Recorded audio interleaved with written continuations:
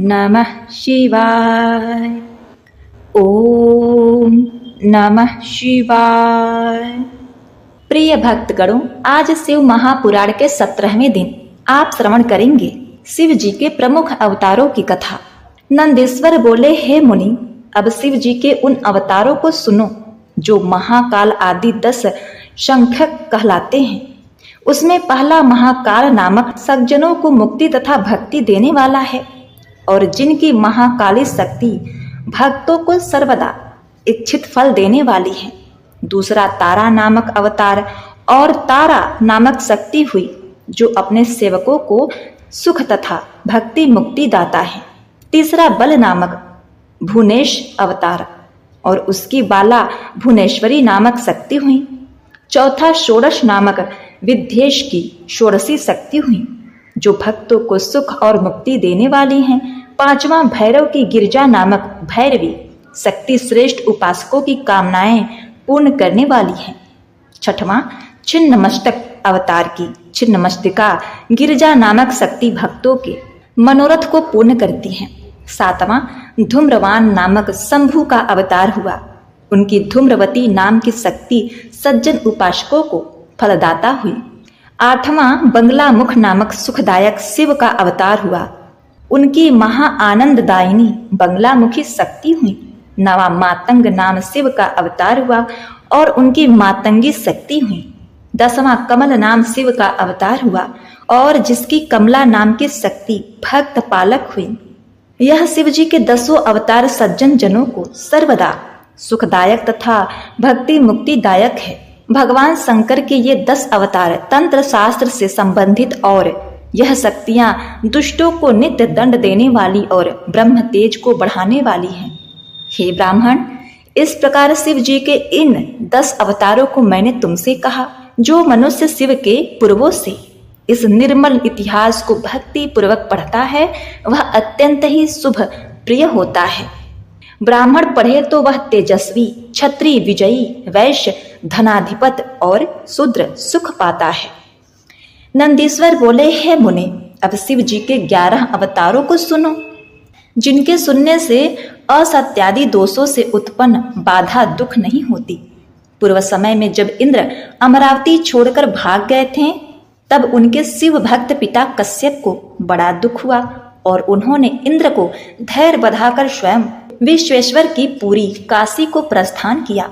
वहां पहुंचकर उन्होंने गंगा जी में स्नान कर विश्वेश्वर महादेव जी का पूजन किया और एक शिवलिंग की स्थापना कर देवताओं के हितार्थ प्रीति पूर्वक शिव जी का तप किया। तब तप करते करते उनको बहुत दिन व्यतीत हो गए। तब ऋषि को वर देने के लिए दीन बंधु शिव जी प्रकट हुए और कश्यप जी से कहा, हे श्रेष्ठ मुनि, वर ग्रहण करो। तब उन शिव जी को देख कश्यप जी अंजलि बांधकर उनको प्रणाम कर स्तुति करने लगे। उन्होंने कहा, हे महेश्वर, मैं पुत्रों के दुख से दुखी हूँ। जिस प्रकार दैत्यों से दी हुई पीड़ा देवताओं को बाधा न दे ऐसा कोई उपाय कीजिए। कश्यप जी के ऐसा कहने पर शिव जी तथास्तु कहकर अंतर ध्यान हो गए। कश्यप जी अपने स्थान पर आए, प्रसन्न हो देवताओं से सब वृत्तांत कहा।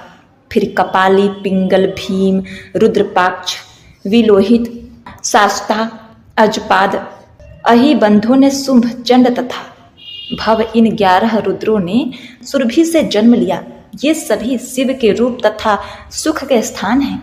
इन 11 रुद्रों ने देवताओं के हितार्थ संग्राम में बहुत से दैत्यों को मारा और देवताओं ने निर्भय हो दैत्यों पर विजय प्राप्त की। इंद्र आदि सहित स्वस्थ चित्त हो राज्य किया।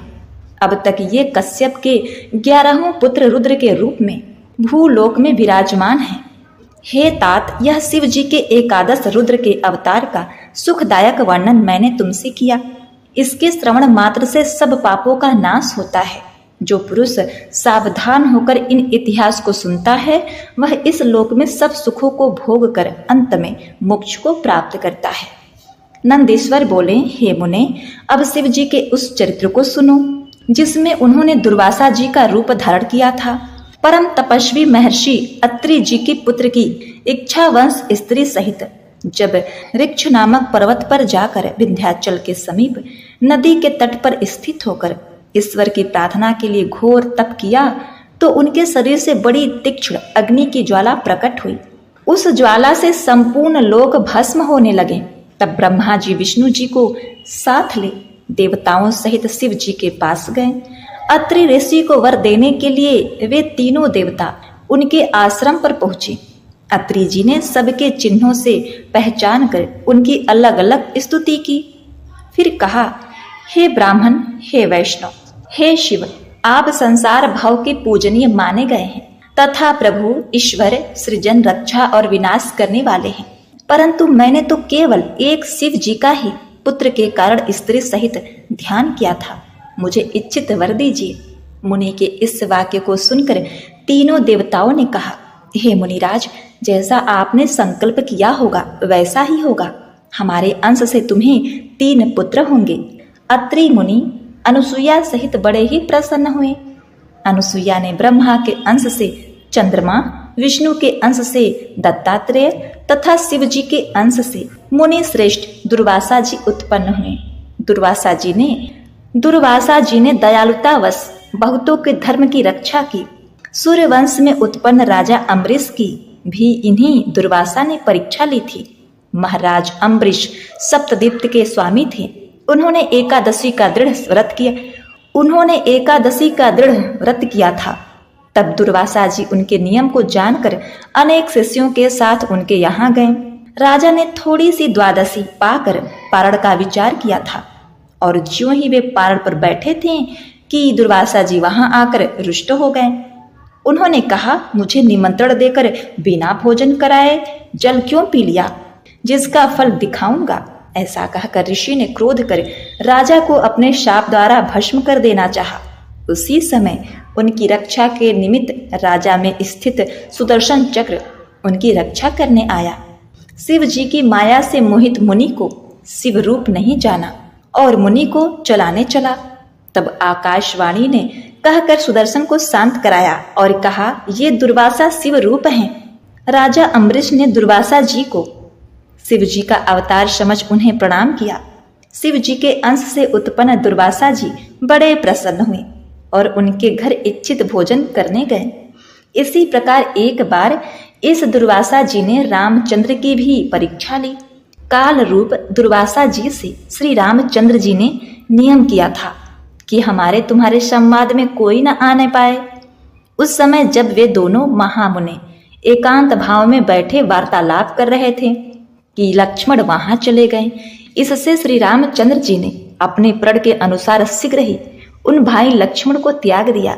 श्री रामचंद्र के इस दृढ़ नियम से दुर्वासा जी प्रसन्न हो गए और उन्होंने उन्हें वरदान दिया। इसी प्रकार उन श्रेष्ठ मुनि ने श्री कृष्ण जी के भी नियम की परीक्षा ली। श्री कृष्ण जी ब्राह्मणों के बड़े भक्त हैं। ऐसी प्रसिद्धि सुनकर वे उनकी परीक्षा लेने गए। जब दुर्वासा जी ने पहुंचकर श्री कृष्ण जी से प्रसन्न होकर उन्हें यह वर दिया कि तुम्हारे अंग वज्र के समान हो जावे। ऐसे ही जब एक समय दुर्वासा जी नग्न हो जल में स्नान कर रहे थे तो उन्हें नंगा देखकर द्रौपदी ने अपनी साड़ी का वस्त्र फाड़कर शरीर ढकने को दे दिया।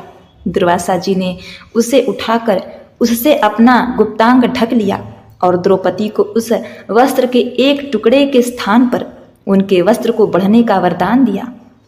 इस प्रकार दुर्वासा जी ने बहुत से अद्भुत चरित्र किए जिसे सुनकर मनुष्य धन तथा आयु पाता और अपने सब मनोरथ को पूर्ण करता है। जो मनुष्य दुर्वासा जी के इस चरित्र को भक्ति पूर्वक आनंद से सुनता तथा औरों को सुनाता है वह इस लोक तथा परलोक में सुख पाता है। नंदीश्वर बोले, हे मुनि, अब इसके आगे हनुमान जी का चरित्र सुनो। एक समय जब शिव जी ने विष्णु जी का परम मोहिनी रूप देखा तो लीलावश वे काम से बड़े व्याकुल हुए और श्री रामचंद्र जी के कार्य के लिए अपना वीर पात कर दिया।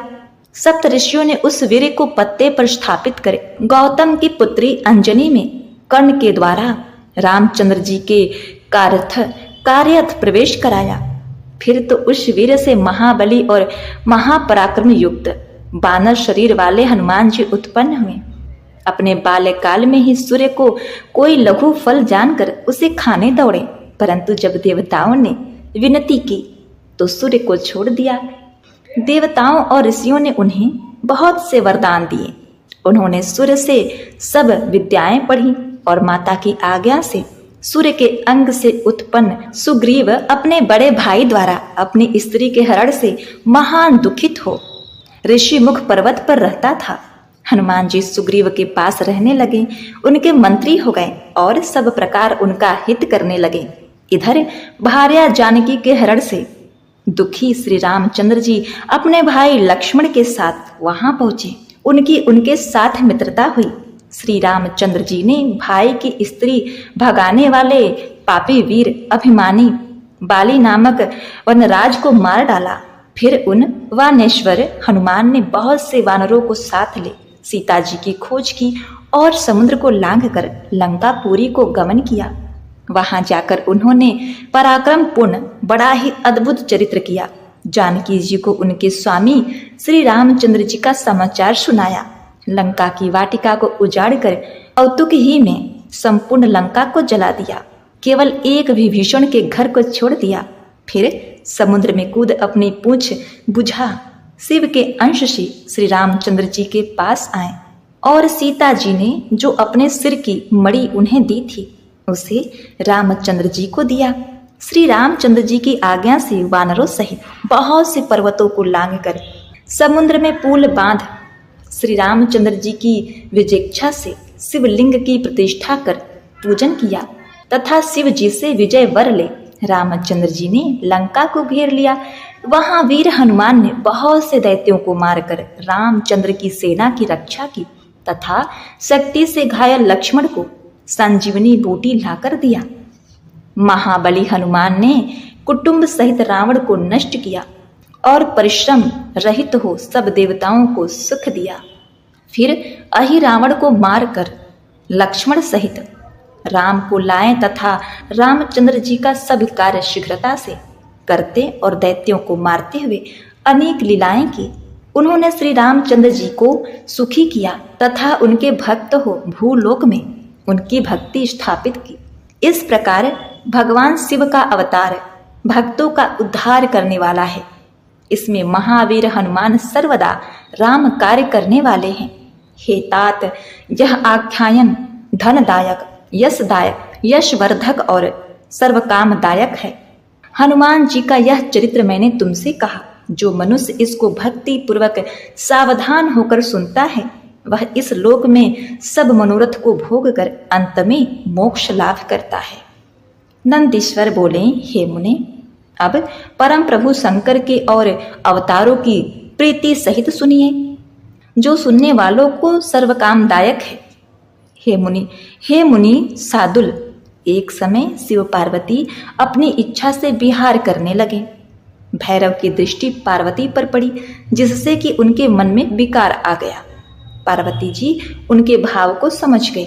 पार्वती जी ने उस भैरव को श्राप दे दिया कि तूने मुझको स्त्री की दृष्टि से देखा है, इस कारण तू पृथ्वी पर जाकर मनुष्य जन्म प्राप्त करेगा। पार्वती जी द्वारा भैरव के शापित होने पर भैरव शीघ्र ही पृथ्वी पर आकर मनुष्य योनि में बैताल हो गए। पश्चात उनके स्नेह से पार्वती सहित शिवजी भी लौकिक गति का आश्रय ले लीलावत पृथ्वी पर अवतार लिए। अब यहाँ शिव जी का नाम महेश और पार्वती का नाम शारदा हुआ। शिव जी का यह चरित्र धनदायक तथा सब भोगों को प्राप्त करने वाला और अंत में मोक्ष देने वाला है। नंदीश्वर बोले, हे महासूत मुनीश्वर, अब शिव जी के उस विशेष अवतार को सुनो जिसमें उन्होंने विष्णु जी का गर्भ नाश किया। जब जरा और मृत्यु से व्याकुल हो देवता और दैत्य परस्पर रत्नों के लेने की इच्छा से क्षीर सागर का मंथन करने चले। देवता और दानव दोनों मिलकर मंदराचल पर्वत को उठाकर क्षीर सागर के तट पर ले जाकर जल में डाल दिए। फिर वासुकी को रस्सी बनाकर रत्नों के लिए क्षीर सागर का मंथन किया तो देवलोक की महेश्वरी भृगु की पुत्री लक्ष्मी निकली। फिर धन्वंतरी, वैद्य, चंद्रमा, पारिजातक, कल्प वृक्ष, उच्चैश्वरा घोड़ा, एरावत हाथी, मदिरा, हरि का धनुष, शंख, कामधेनु, कौस्तुभ्य मणि तथा अमृत निकला। अमृत के लिए देवता और राक्षसों ने परस्पर घोर संग्राम हुआ और सूर्य के समान तेजस्वी बलि आदि दैत्यों ने बलपूर्वक देवताओं को जीत अमृत घट को छीन लिया। तब दैत्यों से पराजित देवता शिव जी की शरण में गए और शिव जी की आज्ञा से विष्णु जी ने माया पूर्वक स्त्री का वेश धारण कर दैत्यों से अमृत छीन देवताओं को पिला दिया। देवताओं का दैत्यों के साथ भयंकर युद्ध हुआ। महात्मा विष्णु ने सब दैत्यों को मोहित कर दिया। बहुत से दैत्य मारे गए, जो बचे वे पाताल के विवरों में समा गए। विष्णु जी उन भयभीत दैत्यों को हाथ में चक्र ले पाताल में मारने गए। वहां उन दैत्यों द्वारा स्थापित बहुत सी चंद्रमुखी स्त्रियां दिखाई पड़ी। विष्णु जी ने उन सब से रमण कर अनेक युद्ध दुर्मद पुत्रों को उत्पन्न किया। उनसे मुनियों और देवताओं को बड़ा कष्ट हुआ। ब्रह्मा जी मुनियों को साथ ले कैलाश स्थित शिव जी के पास गए। सबने मिलकर शिव जी की स्तुति की। उस स्तुति से प्रसन्न हो शिव जी ने वृषभ का रूप धारण कर विष्णु को पाताल से लाने की इच्छा की तथा देवताओं को आश्वासित। नंदीश्वर बोले, अब शिव जी ने वृषभ रूप धारण कर गरजते हुए पाताल के उस विवर में प्रवेश किया। विष्णु पुत्रों ने क्रुद्ध हो शिव जी पर आक्रमण किया। बैल रूप रुद्र ने अपने शिंगों और खुरों से उन्हें मारा। कुपित रुद्र की उस मार से विष्णु के कितने ही पुत्र प्राण रहित और मूर्छित हो गए। यह जानकर भगवान विष्णु उस विवर से बाहर निकले। वृषभ रूपधारी रुद्र को देखकर उन पर अपने वाणों और दिव्य अस्त्रों का प्रयोग किया, परंतु पर्वत विनाशिनी रुद्र ने उस विष्णु के सब अस्त्रों को काट डाला। साथ ही माया से मोहित विष्णु को खुरों और सिंहों से विदर्न कर दिया। विष्णु अनेक प्रहारों को सह न सके और शरीर से शिथिल तथा व्याकुल हो गए। पश्चात उन्होंने बैल रूप से विहार करते हुए भगवान शंकर को पहचाना। तब उन वृषभ रूपधारी पर्वतपति को पहचान कर विष्णु जी ने कहा, हे देव देव महादेव करुणा सागर प्रभु, आपकी माया से मोहित हो आपके साथ युद्ध किया। हे प्रभु, मुझ पर कृपा कर मेरे अपराधों को क्षमा कीजिए। नंदीश्वर बोले, हे मुनि।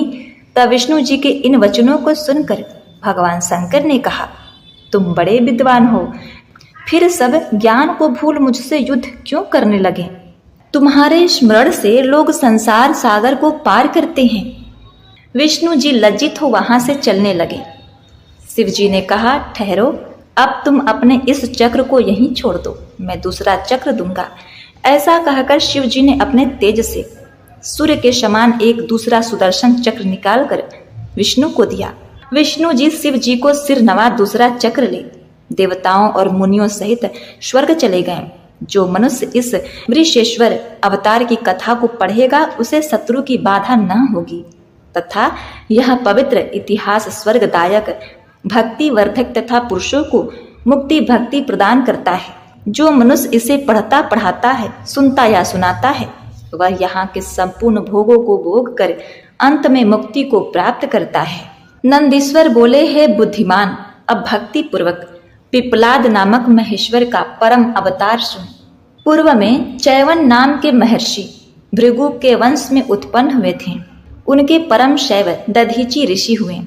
उन्होंने क्षुभ ऋषि के साथ युद्ध में देवताओं सहित विष्णु को परास्त किया और शिव जी की सहायता से विष्णु जी को शापित किया। उनकी स्त्री सुवर्चा से महर्षि पिपलाद की उत्पत्ति हुई, जो नाना प्रकार की लीलाओं में कुशल और तेजस्वी महादेव थे। नंदीश्वर के इस प्रकार के अद्भुत वचनों को सुनकर मुनि श्रेष्ठ सनत कुमार जी हाथ जोड़कर सिर नवाकर बोले, हे महाबुद्धिमान नंदीश्वर, शुभ के साथ विष्णु का संग्राम और शाप की कथा तो मैंने विष्णु जी से भी सुनी थी, परंतु सुवर्चा के श्राप को नहीं सुना था। अतः पिपलाद अवतार सहित उस कथा को भी आप मुझे सुनाने की कृपा कीजिए। सूत जी बोले।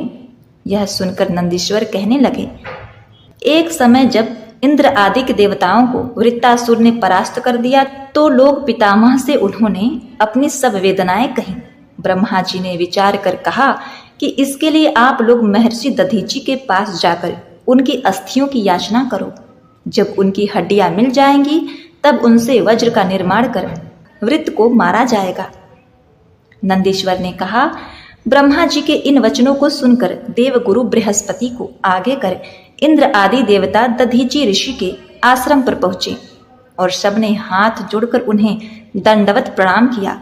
तब देवताओं के इस आगमन का अभिप्राय जानकर महर्षि दधीची ने सोचा, परोपकार से बढ़कर दूसरा धर्म नहीं। उन्होंने शिव जी का ध्यान कर अपना शरीर त्याग दिया। इंद्र ने कामधेनु से शीघ्र ही ऋषि की सब अस्थियां निकलवा ली और तष्टवा से उनका अस्त्र बनाने को कहा। तष्टवा की आज्ञा से विश्वकर्मा ने सुदृढ़ वज्रमय अस्त्र बनाया। फिर तो इंद्र ने उस वज्र से वृत्तासुर को पर्वत के शिखर की तरह काट डाला। हे तात, प्रसंगवश यह चरित्र तो मैंने तुम्हें सुनाया, अब शंकर जी के पिपलाद अवतार को सुनो। जब दधीची पत्नी सुवर्चा अपने पति की आज्ञा से आश्रम के भीतर चली गई और जब लौटी तो अपने पति को तथा सब देवताओं को वहां न देख उन्हें बड़ा आश्चर्य हुआ। देवताओं के हृदय को जानकर उन्होंने सब देवताओं को पशु होने का श्राप दे दिया। पश्चात चिता लगा उसमें जलने चली गई। तब शिव जी से प्रेरित आकाशवाणी ने आश्वासन देते हुए सुवर्चा से कहा, हे प्राज्ञ, तुम ऐसा न करो। मुनीश्वर का तेज तुम्हारे हृदय में विराजमान है, उसको यत्न पूर्वक उत्पन्न करो। यह सुनकर सुवर्चा को बड़ा आश्चर्य हुआ। उन्होंने एक पत्थर उठाकर अपना गर्भ विधर्ण कर दिया। उसमें से एक बड़ा दिव्य शरीर वाला बालक उत्पन्न हुआ जो साक्षात शिवजी ही थे। मुनिपति ने उस बालक के अद्भुत तेज को देखकर उसे रुद्र का अवतार समझा। उनकी प्रसन्नता की सीमा न रही। पश्चात पतिलोक की इच्छुक सुवर्चा ने हंसकर अपने इस पुत्र से कहा, हे तात, तुम दीर्घ काल तक इस पीपल की मूल में निवास कर सबके सुखदायक बनो और अब मुझे प्रेम पूर्वक पतिलोक में जाने की आज्ञा दो, जहां जाकर मैं अपने पति के साथ रुद्र स्वरूपी आपका ध्यान करूंगी। सुवर्चा पुत्र से ऐसा कह परम समाधि लगा पति लोक को चली गई। उधर मुनि पुत्र के रूप में शंकर जी का अवतार हुआ समझकर विष्णु और ब्रह्मा अपने गणों के साथ प्रीति पूर्वक वहां आए और बड़ा उत्सव किया। फिर तो महाप्रभु पिपलाद लोकहित कार्थ अश्वत्थ वृक्ष की मूल में तप करते रहे। नंदीश्वर बोले, इस प्रकार पिपलाद ने संसार में निवास कर धर्म स्थापना की। एक दिन वे पुष्पभद्रा नामक नदी में स्नान कर रहे थे तो उन्होंने एक मनोहर युवती को देखा। मुनि पिपलाद उसके रूप पर मोहित हो गए और उसे प्राप्त करना चाहा। वह राजा अनरड़ की कन्या थी। महर्षि पिपलाद राजा अनरड़ के पास पहुंचे। ऋषि ने राजा से कन्या की याचना की। यह सुनकर राजा मौन हो गया। तत्क्षण उससे कुछ कहते न बना। पिपलाद ने कहा, या तो युक्ति पूर्वक कन्या दे दो, अन्यथा मैं तुम्हारे सहित सबको भस्म कर दूंगा। राजा ने भयभीत हो मुनीश्वर को सर्वभूषण लांकृत अपनी कन्या प्रदान की। मुनि उस कन्या से विवाह कर उसको साथ ले अपने आश्रम पर पहुंचे। तपस्वी अत्यंत ही सौम्य स्त्री के साथ आनंद से वास करने लगे। उनका नाम पद्मा था। उन्होंने पद्मा से अपने ही समान 10 पुत्र उत्पन्न किए। ऐसे ही उन्होंने और भी लीलाएं की। संसार में किसी से निवारण न होने वाली शनैचर की पीड़ा निवृत्त की। उन्होंने वर दिया कि जन्म से लेकर 16 वर्ष तक मनुष्यों और शिव भक्तों को यह बाधा न हो। पद्मा सहित महर्षि पिपलाद के इस चरित्र को जो पढ़ता या सुनता है उसके सब मनोरथ पूर्ण हो जाते हैं। इससे शनि की पीड़ा भी शांत होती है तथा भक्तों के सब मनोरथ पूर्ण होते हैं। नंदीश्वर बोले, हे मुनीश्वर, अब परमात्मा शिव के वैश्वनाथ नामक परम आनंददायक अवतार को सुनिए। पूर्व समय में नंदी ग्राम में महानंदा नामक एक बड़ी रूपवती वैश्या रहती थी जो शिव की भक्ति थी। वह सर्वदा पार्वती सहित शंकर जी की पूजा करती और सर्वदा रुद्राक्ष तथा विभूति धारण किया करती थी। एक दिन शंकर जी वैश्य का रूप धारण कर उसके भाव की परीक्षा लेने आए। उसके हाथ में रत्न जड़ित एक बड़ा ही सुंदर कंगन था। उसे देखकर महानंदा मुग्ध हो गई। वैश्य रूप शिव जी उसके मन के लालच को समझ गए। उन्होंने कहा, यदि तुम्हारा मन इस कंगन के लिए लुप्त हो रहा है तो तुम ही इसको प्रसन्नता से धारण करो, परंतु यह कहो कि इसका मूल्य क्या दोगी। वैश्या ने कहा, मैं तो एक व्यभिचारिणी वैश्या हूँ, पतिव्रता नहीं। यदि आप यह कंगन मुझे दे देंगे तो मैं 3 दिन और 3 रात आपकी स्त्री रहूंगी। वैश्य ने कहा, हे पति बल्लभे, तथास्तु, लो यह रत्न कंगन और 3 रात मेरी स्त्री रहो। इस व्यवहार में सूर्य और चंद्रमा प्रमाण हैं, परंतु 3 बार सत्य है। ऐसा कहकर मेरे हृदय का स्पर्श करो। वैश्या ने कहा, हे प्रभु, मैं 3 दिन और 3 रात आपकी पत्नी रहकर सहधर्म का पालन करूंगी। यह सत्य है, सत्य है, सत्य है। ऐसा कहकर सूर्य और चंद्रमा को साक्षी बनाकर नंदा ने प्रीति सहित 3 बार उनके हृदय का स्पर्श किया। वैश्य ने उसे कंगन देकर रत्नमय लिंग उसके हाथ में दिया और कहा, हे कांते, यह रत्न जड़ित शिव जी का लिंग मुझे प्राणों से भी अधिक प्रिय है। तुम सदैव इसकी रक्षा करना और यत्न पूर्वक गुप्त रखना। ऐसा ही होगा। कहती हुई महानंदा ने उस रत्नमय लिंग को लेकर नाटक के मंडप में रख घर में चली गई। रात्रि के समय उस वैश्य को कोमल गद्दे पर तकिए से शोभित कर पलंग पर ले जाकर आनंद से सो गई। अर्धरात्रि के समय नित्य मंडप से सहसा एक वाणी उत्पन्न हुई, हे तात, नित्य मंडप जलने लगा। लिंग स्तंभ के साथ जलकर टुकड़े टुकड़े हो गया। उसे जला देखकर वैश्य और वेश्या बड़े दुखी हुए। वैश्यनाथ तो अपने उस आत्मतुल्य लिंग को जला देखकर मरने को उद्यत हुए। उन्होंने कहा, मेरा प्राणों से भी प्रिय शिवलिंग जल गया, अब मैं रहकर क्या करूंगा। हे भद्रे, तुम अपने वृत्तियों से मेरी चिता बना दो, मैं अग्नि में प्रवेश कर जाऊं।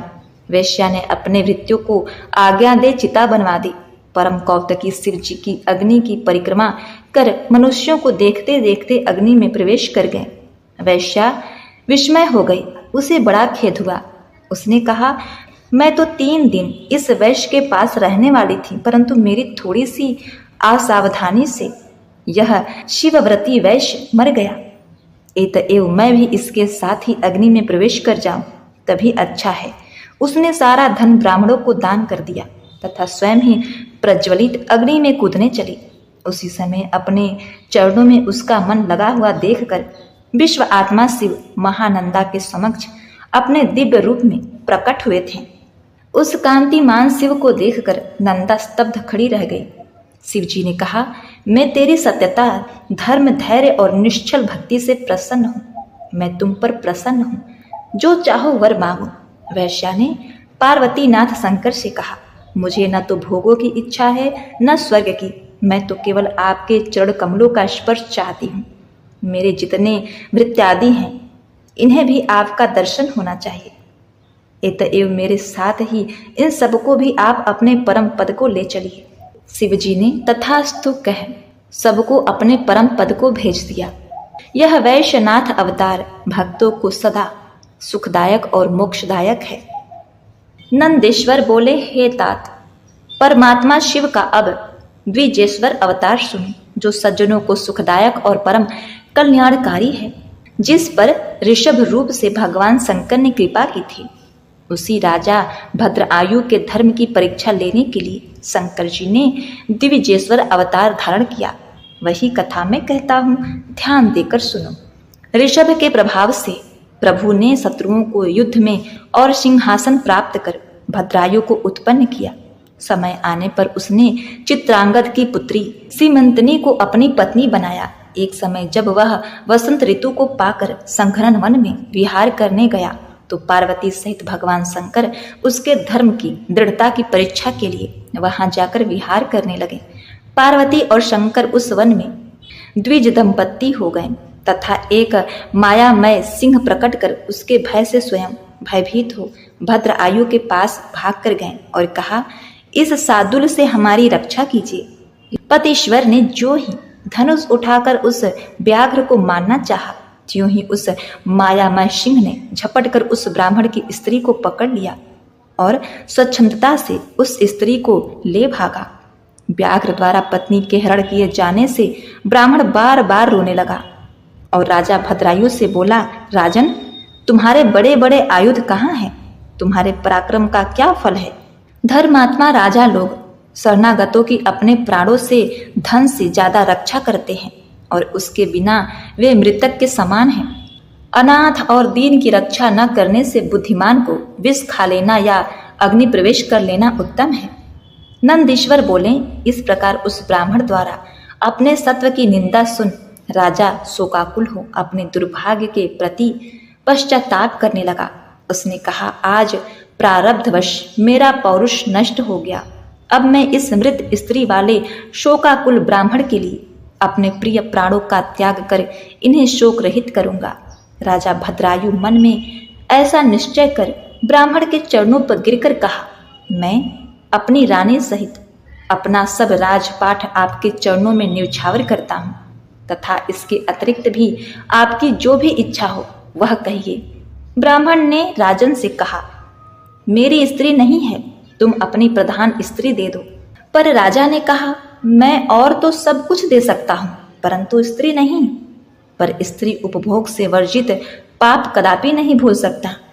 ब्राह्मण ने कहा, मैं अपने तप से ब्रह्म हत्या तथा मदिरा का सेवन रूपी घोर पाप भी शांत कर सकता हूँ। फिर पर स्त्री उपभोग तो क्या है?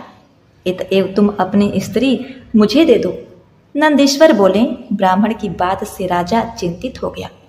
उसने विचारते विचारते निश्चय किया कि दोनों की रक्षा न करना बड़ा पाप है। इससे तो यही अच्छा है कि स्त्री दान कर दूं, पाप से तो मुक्ति मिले। पश्चात मैं शीघ्र ही अग्नि प्रवेश कर जाऊंगा और संसार में मेरी कीर्ति होगी। ऐसा मन में निश्चय कर उस राजा ने अग्नि प्रज्वलित कर और हाथ में जल लेकर उस ब्राह्मण को बुला पत्नी दान कर दिया। पश्चात अग्नि की 3 प्रदक्षिणा कर एकाग्र हो शिव का ध्यान करने लगा। अपने चरणों का ध्यान लगाए अग्नि में प्रवेश करने वाले राजा की ऐसी वृत्ति देखकर द्विजेश्वर रूपधारी शंकर जी उस राजा के समक्ष प्रकट हो गए। शिव जी के दर्शन से भद्रायु गदगद वाणी में हाथ जोड़कर उनकी स्तुति करने लगा। उनकी स्तुति सुन पार्वती सहित शंकर जी ने प्रसन्न होकर कहा, मैं तुम्हारी भक्ति से प्रसन्न हूँ, मैं तुम्हें इच्छित वर दूंगा। मैं परीक्षा के लिए ही यहाँ आया था और जिसे यह व्याघ्र उठाकर ले गया वह साक्षात पार्वती जी थी तथा वह माया का व्याघ्र था जो तुम्हारे वाड़ों से घायल नहीं हुआ। तुम्हारे धैर्य की परीक्षा के लिए ही मैंने तुम्हारी पत्नी मांगी थी। यह सुनकर भद्रायु ने फिर शिव जी को प्रणाम किया और बोला, मैं कौटुंब आपके चरणों की भक्ति चाहता हूँ।